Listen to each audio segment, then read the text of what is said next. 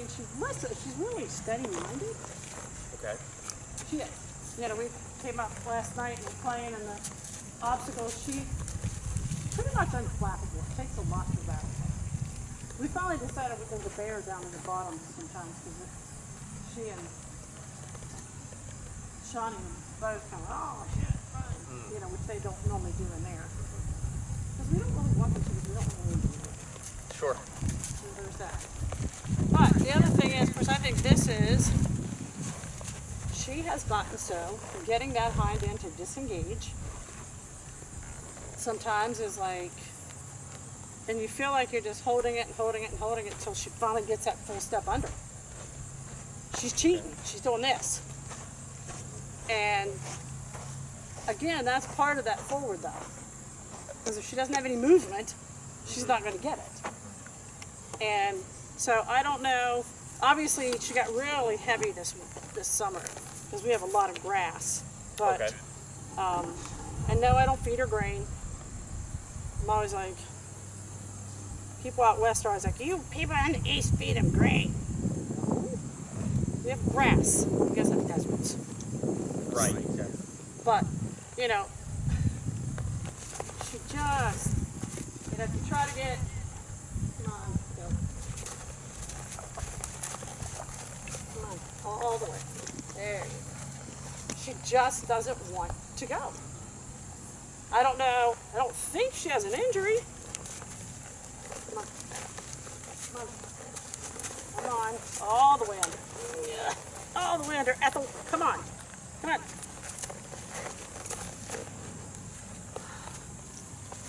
She used to do it. I broke her. Yep, I think she's broke. I broke her. Go ahead and just ride around a little bit. Let me see what, you know, kind of ride as if I wasn't here and you're just going to do your thing. Okay.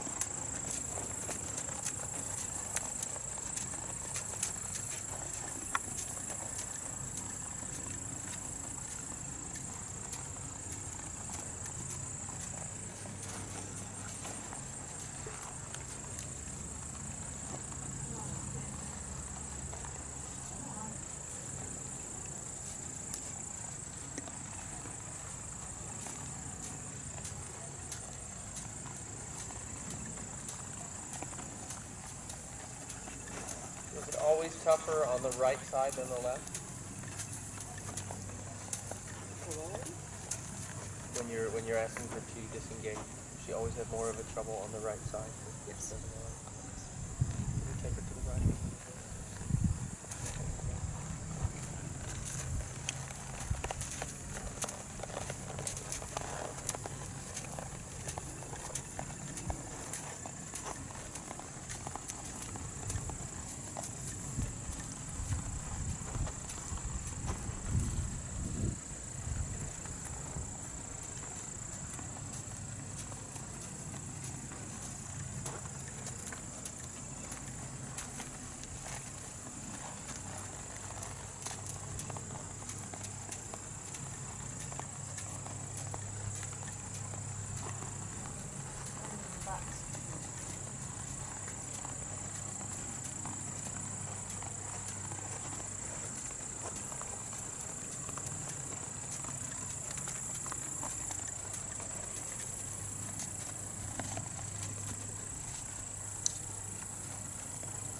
Come walk beside you for a bit. Just stay straight on the rail.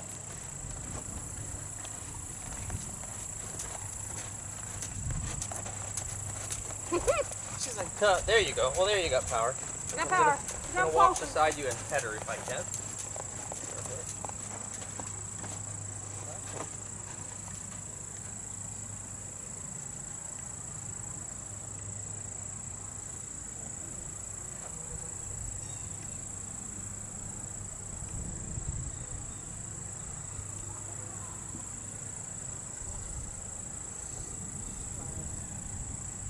Right.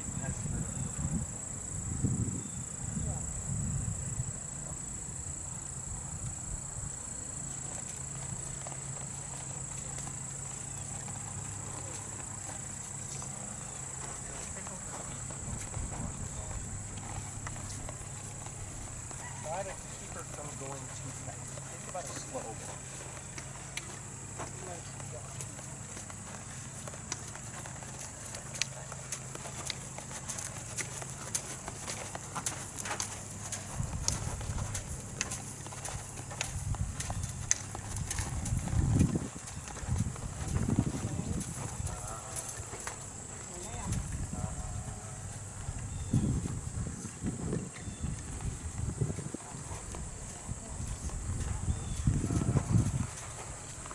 Draw your upper body back a couple of inches. Yeah.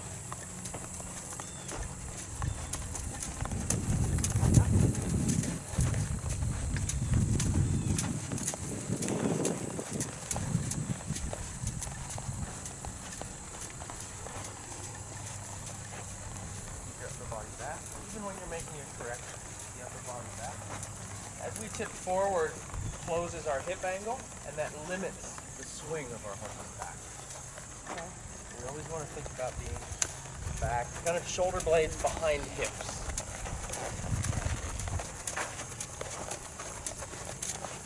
The way I like to think of it is if we can't feel our core, our abs, at least whispering to us, then we're probably hips apart. Okay. Straightness as a rider is more of an abdominal effort.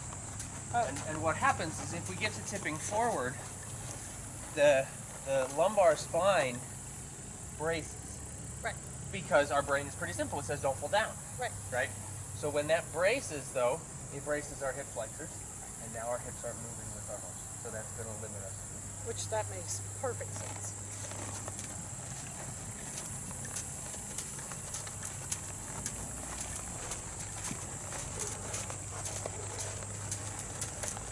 So now let's maintain that forward movement with your core, okay? So we say that your core sets the tempo. You're not going to override her, but you're going to set your core in that movement almost as a metronome, okay? So that you keep that swinging going. And if she doesn't move with you, I wouldn't even touch her with my leg. I'd spank her with the end of the rope or with the saddle strings or something, as to say, sweetheart, my seat already went there. What I like to think about, we would say the seat initiates, the leg motivates, the rein validates, the whip supports. I don't have an eighth word for that. I think those will catch you like this. The perfect practice makes. Yeah, no, that shit's just Seriously? lame.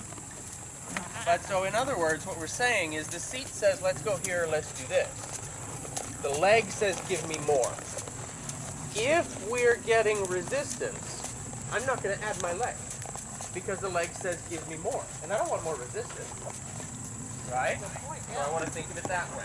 Yeah. I never want to add energy to something I don't want. Which means if they're not doing what you want them to do, you don't want to add energy to have them do more of what you don't want Bingo. Exactly. them to do. So that's where we say that the leg motivates. The leg says, just give me more. Yeah, there. And it's really important with that same idea that we talked about with the hips being open. Your thighs should be soft for forward, and they should close for downward. So we think Say it open again. to go, Right? close to slow. Because of the way that restricts the movement in the back. So rock back, open the thighs. Yep. Thighs open, calves close, and then whip comes on to say go. And then if we want to slow her down, calves open, thighs close. Yeah. There you go. And you've got a big old Western saddle, so it's gonna be hard. You're gonna have the, you know, Suzanne Summers Thigh Master deal going on. Yep. Right, for the message to go through, but that's okay. But I can tell you, this thing feels so much better than this in your saddle. I'm just saying that. Good. Yeah. Good. So that's a challenge that we tend to get into when we're trying to get a horse to come forward. We tend to do so much with our upper body coming forward, right? Like we're leaving without them. And what that does is restricts the mobility in our thighs, in our hips, and so then by default, it restricts their movement also. I almost want to think speedboat. Down in the back, up in the front when it's piloting through the water. Yeah? Think about that in your seat. Down in the back, up in the front, right? So you're going to rock back and open your hips to allow her to send forward. Because really, we want to tie into the hindquarters anyway, right? So think about rocking back slightly, feeling your abs, softening your thighs, and then sending forward. I seriously need to be getting into my planks. The planks, yes, absolutely. Dynamic planks, though, not static ones. Yeah, stir the pots, I know. I do lots of, in the past, done a lot of those. Good. Stir the pots are like Satan's spawn. You know they are. My preference is, what is it, mountain climber. I have the knee replacement. Ah, gotcha. So, Bird dogs should work pretty well, though. I have one leg that is significantly smaller and weaker than the other, Okay. which does not help. And I know that. Because the bottom line is, it's even after the replacement, it's still like 4 inches smaller. Even going to an excellent PT. Muscle-wise diameter, you mean? Yeah. Even, and obviously it's weaker. I mean, because, I mean, I did my PT over like for 2 years. Okay. A lot of PT. Finally found a really, really good PT. That like, Which is good because most people don't even do it. oh no. Part of my problem was and my PT said, he goes, no, PTs give you the number assuming you won't. I overdid it. Oh, gotcha. Yep. So basically what I did is on this knee, said I just flat that. They told me to get that flex. Told me to get it straight. They didn't say stop. Right. But they assumed it. They assume you weren't. And so, I was walking like Festus that I found because I had the hip. Because what? Everything is connected. Absolutely. It's just like a horse. The first PT dealt with just the knee. Oh, okay. The second PT walks in and has to take the shoes off. Yep. He's feeling the inside. Already, that's the Wear one you pattern. want. Mm-hmm. Yep. Just on the side to side, front to back, my whole body. I'm thinking, this is my knee. Yep. Immediately found out it's my side joint that locks. Yep. And it was locked. Of course it was. And his, Compensating for this. and his thing was, because this was too flexible. Yeah. Because I'm, Sure. So you I'm need what they call stability everywhere. hypermobile. So Okay. he's like a functional movement. Mobility before stability and all that. So his, I didn't do all this stupid, I did yoga. Yep. I did squats. Yep. I did stir pots. Can't do it. Because the handle's too short. Yep. I just said I can't get on for that. Okay. Because it's my left leg, I can't get into that. I have to push. Yep. You know, I'd love to. Down from the ground? Well, I'm just saying, this one, Honestly, it becomes a prideful thing more than anything. I've been. Not this last time I saw you. yeah, that was before I had the knee done. I saw you obviously in Pennsylvania many years ago with Ray, but I was at the 4-H camp, the 4-H one up down in, Yeah. And Okay. that- Right. with the lady that's like, I have everything for now, and kind of thing. That's right. That was first time. By the way, Jackie Bob Cruz, just so jealous. Oh. So funny. She's such a sweetheart. We're going to Lucky again this week. Are you? Cool. Yeah, we're Where's doing he? that this week. Lexington. Okay. To West Virginia together. So. Gotcha. But I said, this to me is what I do. Lessons. I have to do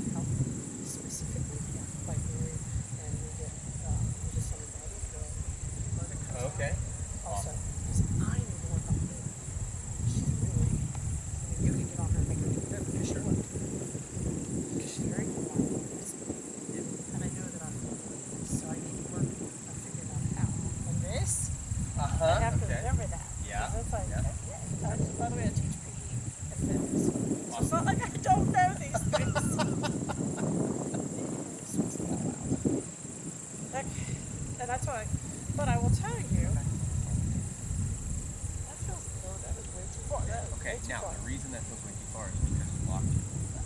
Come back here. Yeah, there. So stay there for like 10 years. So the rise. Am I like doing like the man from Snowy River shit? Like, Nope, nope. So what we're doing is opening yourself. We're unlocking the psoas, opening the pelvis. Spanish riding school, right? 2 to 3 years minimum in that. The first year and a half is on the lunge and all gates, no stirrups, no reins. Where they burn the stirrups. But that position, minimum 2 to 3 years. Because, and you'll feel it as you go. So let's walk and do that. I don't know that I'm going to do much more than walk at that. So what you'll feel, to start with, you're really braced in the back. I am. So you've got to let go of the back and allow your core to take over, which might mean coming back even a little farther. There's like a magic point with every horse rider and saddle combination where you just get sucked into the saddle and your core takes over. Okay. Now right there, you feel how you're going individually in your thigh, Right? where they move left then right, and left then right. So that's an openness of your hips. Okay? That has to come first. Western rider uses a seat just like a dressage rider. So your spine and your ankles are the shock absorbers. Your core is the stabilizer. When we have tension, when we have compensatory muscle issues, when we have chickens in the arena, when we have all that going on, our back takes the brunt of the work. It braces up, it gets stiff because, again, our brain is basic and says, you know, don't fall down. Which makes sense. Sure, of course. You know, those proprioceptors start when we are like 6 months old.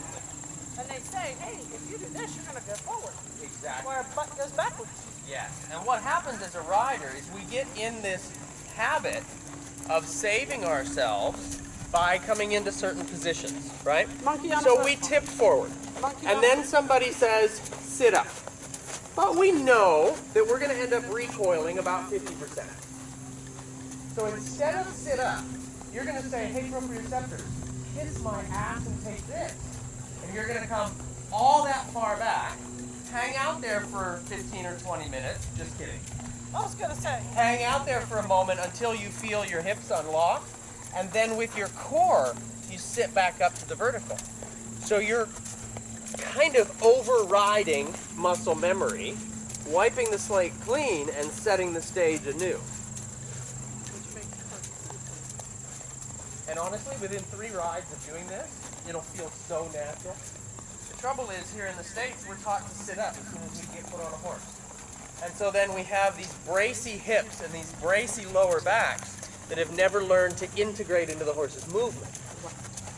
Well, and I would bet I have a bad back also. But I would bet that this is fantastic for it because it's going to strengthen the muscles around it. Absolutely.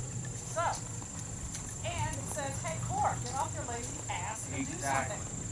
Exactly. Don't just hang out there. Most of the time, the reason that we have a bad back is we've got overdeveloped spinous erectors and underdeveloped lower abs. Mine's arthritis, but Well, that's okay.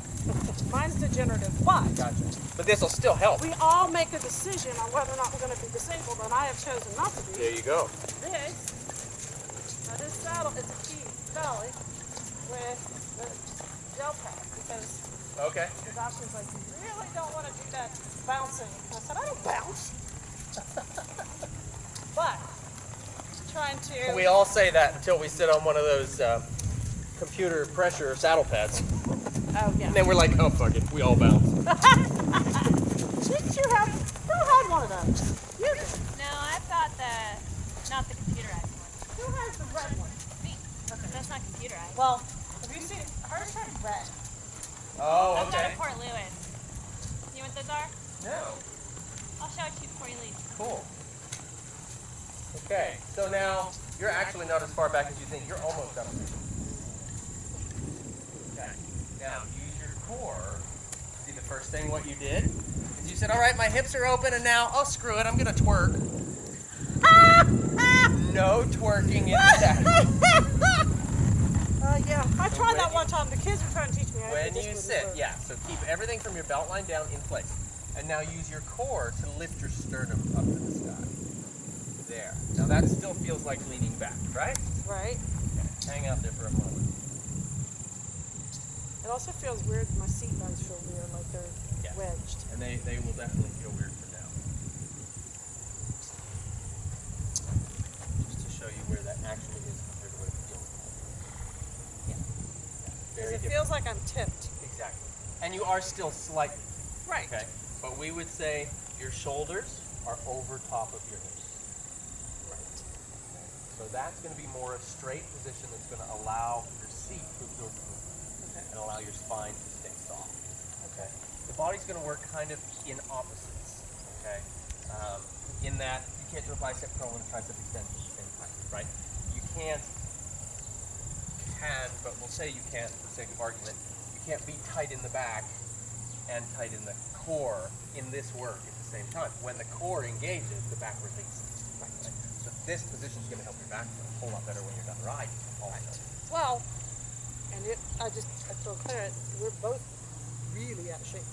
We need coming up here because I don't want to go in November and look like a monkey on a football. Sure. So I'm going to come up here to her arena and do this. And in here, I feel okay. It feels weird. Sure. And well, and it feels weird because it's different.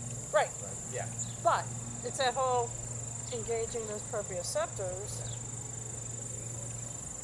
And basically resetting them with intention. Yeah, that's it right there. And that time I got the back to actually chill. Yeah. And you would do that at all gates.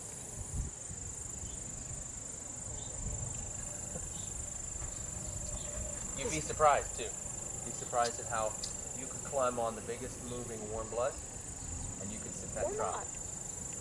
not. But the reason that you could do that Right. and sit that trot is because when you come back here, you're totally mobilizing your pelvis. It's like when we're standing up, you can have the Elvis pelvis. Right. As soon as you sit down, you can't do that because you've closed the hip Right. ankle. Coming back here opens that hip ankle, and then you use the core to readjust the seat. And where women have a challenge is that by design, by construction, you have an anterior pelvic tilt, Absolutely. which causes your lower back to lock anyway. Right. Okay? So you're always kind of fighting against your anatomy. There's something on it. Well, and that's just it, especially like mine, that doesn't mean that you give up. Right. Just It means means you work that on it it needs it harder. more. Exactly. Yep. Yep. It's like, okay. And that's where the things like yoga and all that other stuff is so important. It is so. Yep. Although, It's because you're not doing the same yoga I'm doing. Damn, it's not fun. I don't like hot yoga Oh, that's false. because I sweat my ass off. And then it's like, okay, I'm sorry. I don't want to sweat ass. This is not fun to me. I'm in tights. No. Right? Exactly. That's too funny. Well, I'm telling the truth. Yeah, absolutely. Okay. Ready, girlfriend? As in what? Good. And so the idea about one leg being weaker than the other. Let that leg be your measuring stick. Okay. Meaning don't do more with the other than you can with that one. That's pretty limited. Perfect. And I've I got probably need to do what Jackie does, carry a prop just on one side. Because she's got that CP in her right. yeah, we did some work on her too. Well, she With said it was her awesome. body use. Yeah, we Awesome. got her changing quite a She's bit like, there.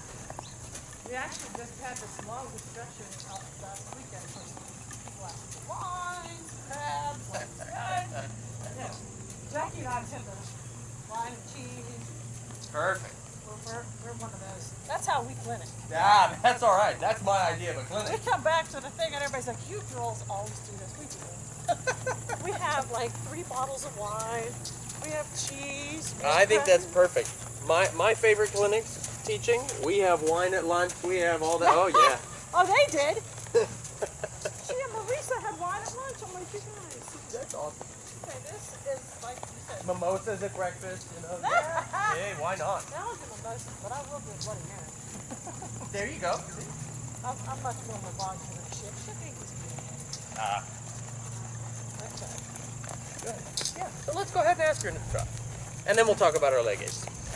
We'll ask her into the trot and we'll stay rocked back there. By the time your ponytail touches your ponytail, you're in the right spot. And I would say stay there until you feel your thighs acting independently. Just like they were at the walk. Now they're starting to come through. You feel your lower back begin to release. Yeah. And you'll notice that when you go there, she tries to stretch the neck a little bit more. Because as much as we think it looks stupid, she's saying, thank you for sitting in a way that lets me unlock my own back. Because now we're not bracing against the movement.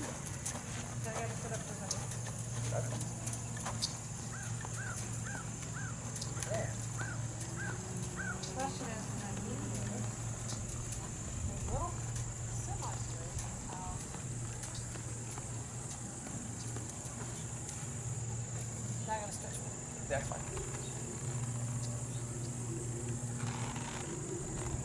So, back to the leg aid idea. Okay. I think about my leg as being on a sliding scale from 0 to 10. Right. 0 is my horse responded and I didn't even do anything. Right. 10 is they've responded but I used everything that I have. Right. My question is, where do you want her to be? Personally, I would like her to be in that 4-3-4.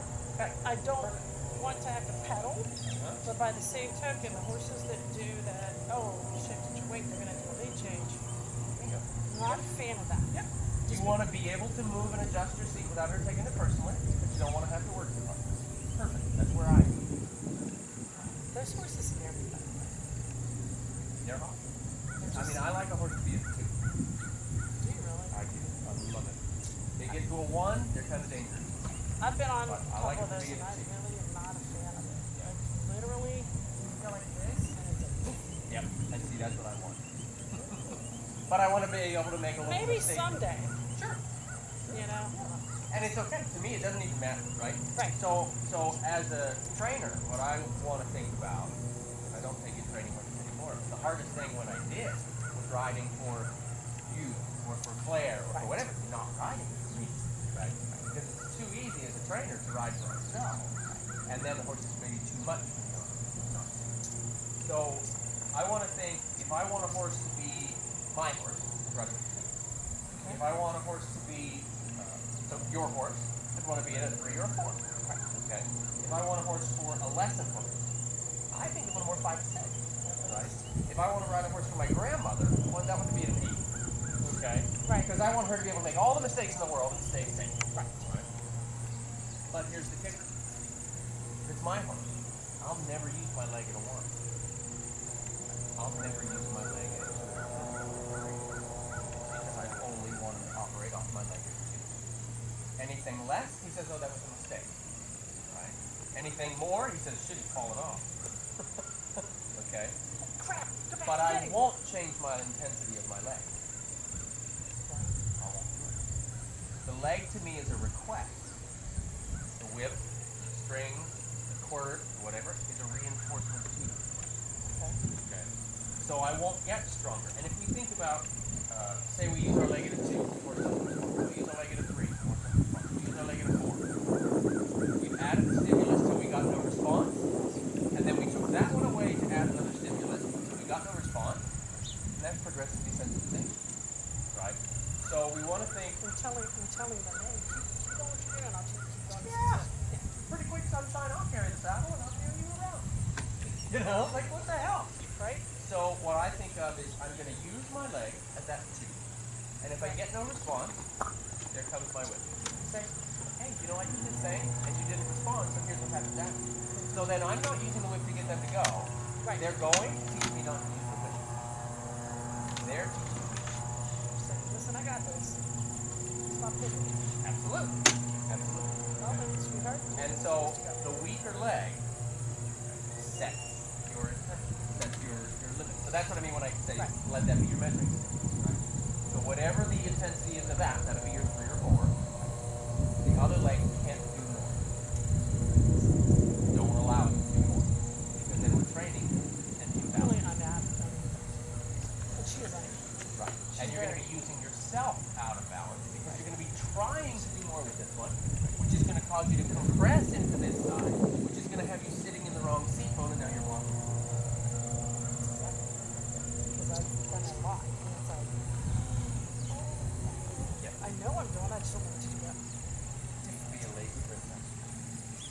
am the laziest princess you will ever meet on the horse. But again, what also there's an opportunity to know how to teach her to get that. Yeah. So she can get in shape and back on. But I think our instincts are I want you to go, you don't go, kick it. We want to make it happen, sure. And it's like if this doesn't work, because actually we talked about that last time.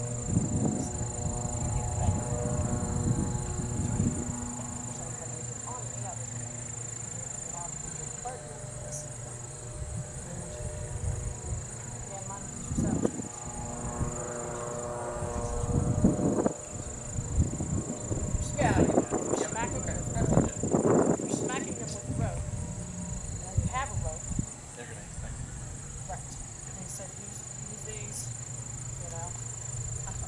The difference, of course, would be your intention of your body, that they pick up on more than anything. But that's, that's a safe thing to. Well, yeah. I mean, doesn't mean I don't ever do it, but you're right. And then I have this technique, I joke, I call it the albatross. You might really like it. So, leg comes on, horse comes. I'm tapping. And after my leg's going to come off in a really big way. Spread my wings, right? That's the albatross. She knows that. And Watch then- what she did. Exactly. So I She's won't like, that's ever a bad get, deal when that happens. Yeah, I won't ever get desperate with my legs. Right. I won't get desperate with any of my legs. If I pick up on a rein and the horse runs himself into the wall, so what? I'm not going to pull on that freaking rein. I'm not going to get desperate with my aim. Okay. I don't want them to think that I'm going to get desperate. I want to pick up and I want to have it be effective. So that's what we want to be careful of. It's easy to do too much because we're human doing it. Well, and as Carol and I spoke of,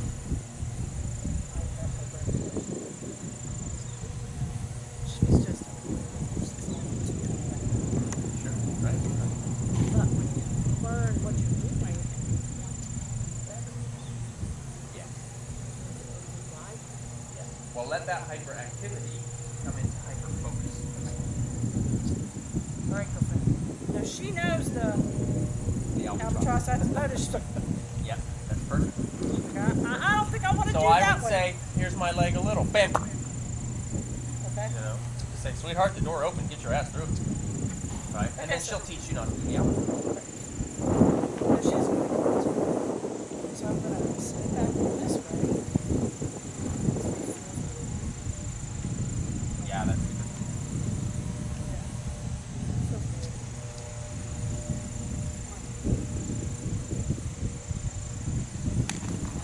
Woo! You do this.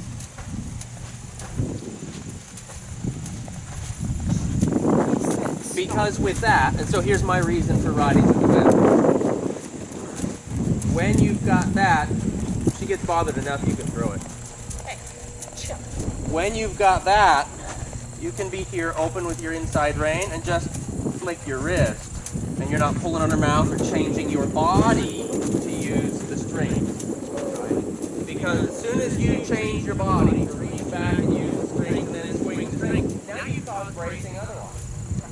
A horse has 3 points of reference to their balance when we're riding, for where they are in time and space, right?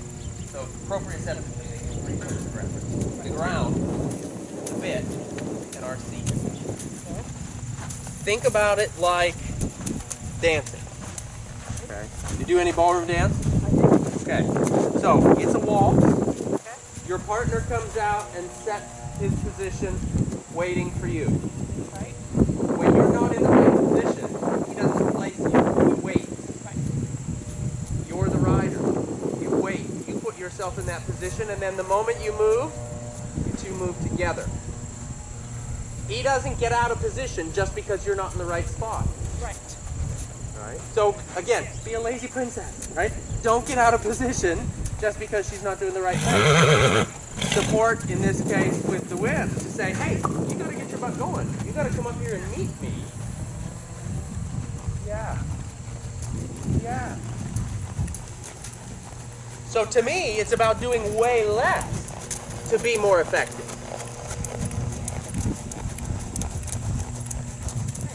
Nobody said go that fast. You can trot softly. You're trotting like you're a damn tank. Trot softly. No, we're not playing. We're not playing. You're off the damn room. Good. And think about rocking back. Yeah, even more. Here, I'll grab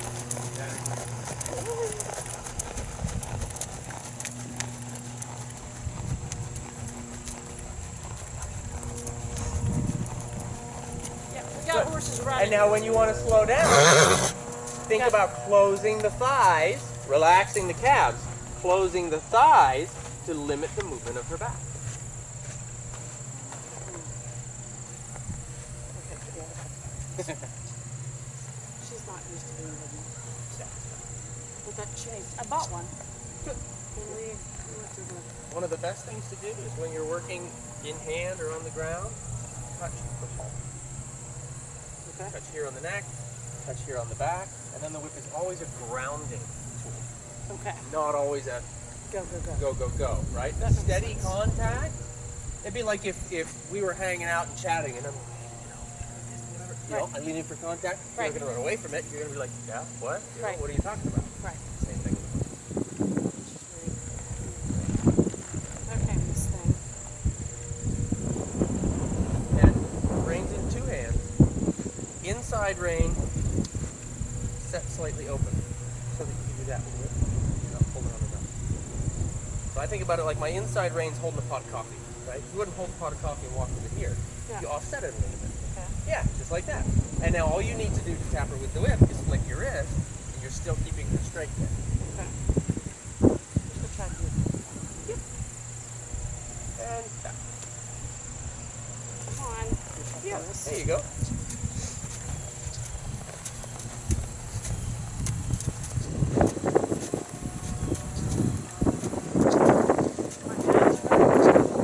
Yeah, you'll be thinking about me in the morning. And so what you'll do with the abs is when you feel like you're bouncing, you feel like your seat's not connected, when you feel like she's restricted, go back there, kind of hit the reset button, and then we come back up. That actually comes.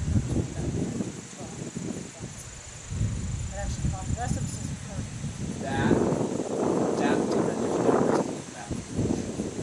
That would be something that over time, as you practice this, you'll be able to let go of your back and get into that. So that's still that. I gotta catch myself from falling. Which that's muscle memory. Yeah.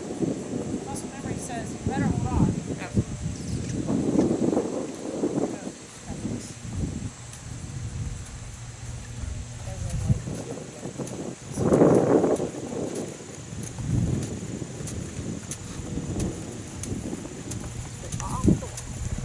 And then, to me, again, I'm a lazy princess. If I ask once for the walk with my leg, I'm not going to ask again. Okay. So if she's not maintaining her responsibility of maintaining the walk, I'm going to tap her with the whip and say, sweetheart, you know what you're supposed to do. This is not your first ride. And that's exactly right. Mm-hmm. She's not a baby. Right. There. Yeah. Never get desperate with your aids. Okay. You asked for walk. She needs to maintain walk. And it's not that we're being mean about it, Yeah. I'm beating the crap out of her. but it's justified. We're saying, hey, you gotta go. I already asked you. I'm not going to ask you again. We're not stopping for chit chat. No wine and cheese yet. Those are my buddies. Shit, those are her buddies. And then think about lifting your sternum to the sky with your core. What you won't hear me say is shoulders back, because as soon as we think shoulders back, we arch our middle back.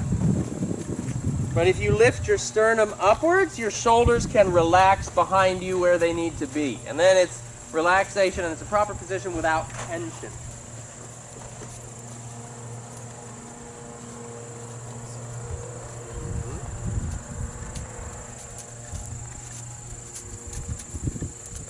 There. Okay, that felt better. Yes. It looked a lot better. Your back stayed more supple there. Yeah. I didn't have that. Exactly. Spine is a shock absorber. The core is a stabilizer.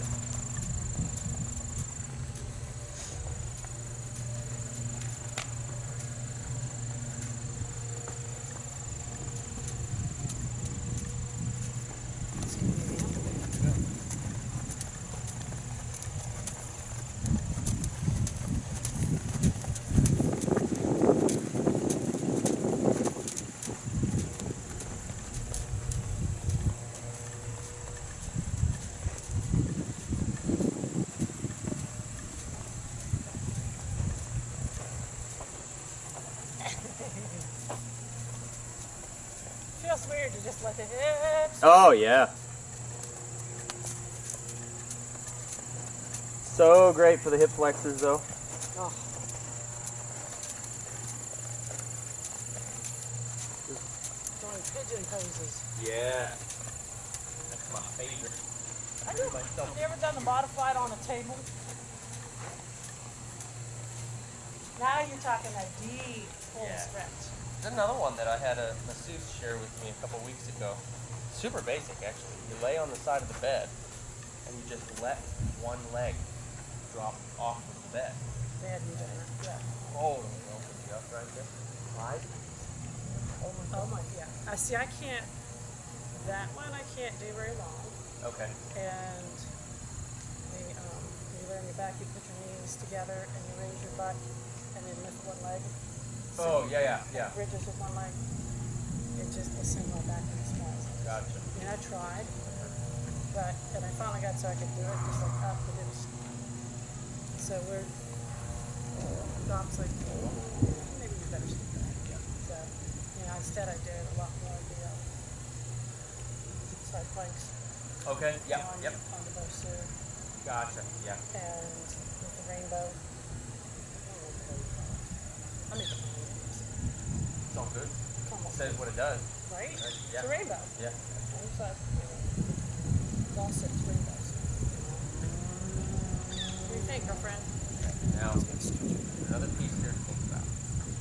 Disengaging the hind foot. Beyond ride 6, unless they're galloping into a tidal wave or a mob of zombies, there's no reason. And it does cause anxiety. Really? It's going to cause an SI tear of strength. It's going to cause tension and hyperflexion in the hamstring and in the lumbar spine. Okay. Because taking their leg beyond the center plane Right. causes the pelvis to rotate.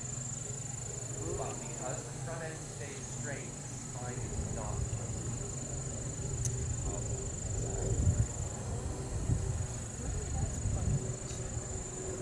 And honestly, I'm heavier. I'm not riding the postage stamp that you guys ride. Another thing that it does, when you take the neck beyond 90 degrees, That's different. it causes a lean into the inside shoulder. Well, The inside shoulder is not made for balancing. Inside hind and outside shoulder. When you disengage the hind quarters, whether we like it or not, it bends them beyond 90 degrees and dumps all the weight on the inside shoulder. Now we're asking for manipulation.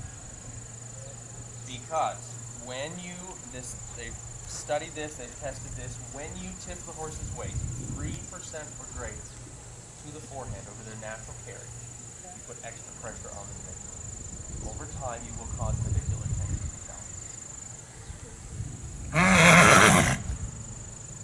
So the disengaging of the hindquarters, I know it's taught in all these books. well, it's not your dogs. A lot. Most Every of one of the horses has SI problems. Really? Well, They they all want have have hunter's phone. And the one That's from SI. the other day had, he was lame. And I was kind of shocked that he was lame. Because they said he had a stifle issue. But he Well, was, you can cause one real fast too by using I don't know if he peg it. Okay. And I was going, that was his lame. That was his lame. We're not going to say that, you know? Just saying. And, okay, so then I need to stop worrying I about would that. stop it. You Like, know? if you're going down the trail and there's a cliff in front of you, bend her in half like a fucking pretzel, I don't care. Right. But otherwise, you leave it She alone. doesn't do 90 degrees well. She's got a fat neck, especially right now. Sure. But when we go to The thing those is, clinics, there's they make never, her neck hurt. there's never a need. There's not a single movement or maneuver you could ask a horse to do that would, by design or by virtue, take their body more than this bend right here, which is a 10-degree bend, Right. or a 10-meter bend. Which makes sense. Right. So what is it, 23 degrees? Okay. No reason for their spine Right. to go any farther than that, because joint by joint, they don't function. Makes sense. Well, and, you know, the problem, it really does hurt her. And she is my It better. hurts them all. Does it really? Because she, It hurts every one of them. but she Long eventually term. goes like this. And just sits here. She won't she even does. do it anymore. She's like, excuse me now. And she'll Because just, you jammed everything onto the front end. That's also the biggest way to cause a horse to have forward issues. Because every time they go forward, you're shutting them off. It's not only unnecessary, but it's unhealthy. So the biomechanics is nobody's beating like I me. say, if you've got one running away, time in a knot, it doesn't matter, right? I'm just telling you right now, when they go to run away, good luck with that. Yeah. Because I've been on Butthead down there, and when he goes to run away, you're not tying shit in a knot. Because he's going to go like this, and he's gone. And you might as well just roll off and pray you live. Because you're not, when he decides he's done, he's done. And he just, it's like, that's why I don't ride him. I'm too old for that shit. I could send him somewhere and get him help, but I don't think I will ever trust him. I've been off way too many times, you know, been in CT scans several times. I'm done. I'm done. I'm just done. I love him. He'll live out his life being fat, obnoxious pain in the ass, but, you know, I'm not going to take him to the glue factory, but he's, I should have brought Lulu up, but Lulu's the one that I'm really glad I sit in this deep of the seat. We'll be out on the trail last fall, and Lulu, She's green. she's very green. She's very green. She has 60 days on her. She had 60 days on her Right. a year ago. Yeah, and that, but she's And then like 2 days since then.